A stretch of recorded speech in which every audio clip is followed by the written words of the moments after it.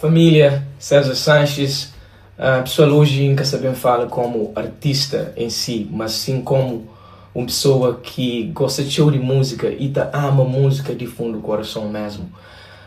Pessoal, o que se passa com a nomeação de CVMA, acho mais estranho.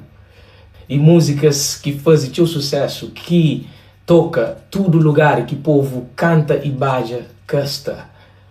Se não continua a fazer mesmo nomeação todo ano, assim, de jeito, já é que é sobre prêmio de nossa música, de nossa cultura, mas sim sobre outra coisa.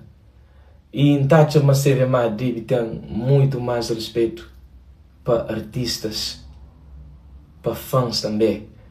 E deve refletir não na que e meia dúzia escolhe, mas sim na o que o povo escolhe, na o que teve impacto real, na músicas que tem sucesso, na músicas que o povo canta e baja.